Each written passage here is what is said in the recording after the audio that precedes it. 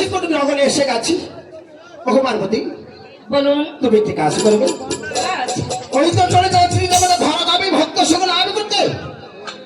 আমার যে একটু হঠাৎ করে আমার পরম ভক্তের কথা মনে পড়ে গেছে, তাই তো আমার যে জল তৃষ্ণায় শিকলি যাতে ভেঙে যাচ্ছে।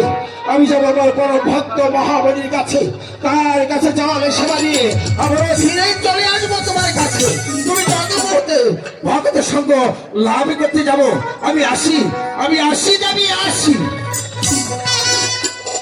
ভক্তর কাছে চলে গেলেন প্রভু, আমাকে এখানে একাই রেখে?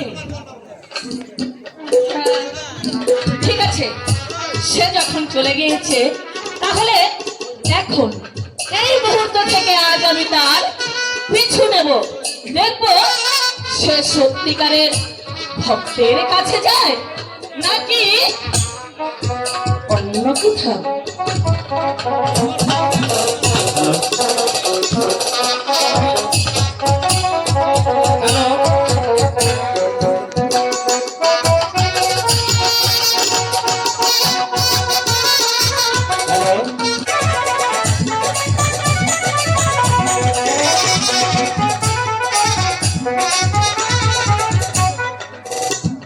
কতদিন হয় আমরা প্রভুকে দেখছি না। ওগো প্রভু, কোথায় আপনি? ওই তো ভক্ত আমাকে স্মরণ করেছেন। শরীরের ভক্তের কোনো বড় বাঞ্ছা নিয়ে মনটা ভাত করতে আমি যাবো ভক্তের কাছে, তার মনে বাঞ্ছা পূর্ণ করতে। তাই তো মনটা আমি কিছুকে অগ্রসর হয়ে গেলে আমার ভক্ত আমাকে কেন স্মরণ করেছে? মহাবলী প্রভু, ওগো মহাবলী, প্রভু কোথায় আপনি? ওগো মহাবলী,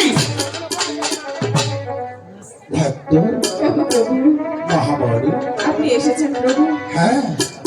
প্রভু, আমি তো ভেবেছিলাম আপনি হয়তো আমাকে ভুলে গেছেন। কি বলছো মহাবলী? ভক্তের আগে ভগবান যে অস্থির হয়ে আছে, তাই তো ধা ধা করে তোমার পদকে পা নিতেই আছি। তাই তো ভক্তের আগে সারা দিয়ে স্বর্গদাবিতে ভক্তি চলে আসে। বলো ধর্ষি ভক্ত, কি মনোবাঞ্ছা তোমার? প্রভু, আমি যে অনেকদিন আমি জানি তুমি আমার রবি দর্শন করতে না, কিন্তু তার আগে আমাদের জল কৃষ্ণায় ফুটে যাচ্ছে, একটু জল সেবা দেবে। হ্যাঁ যাবো প্রভু। যাতে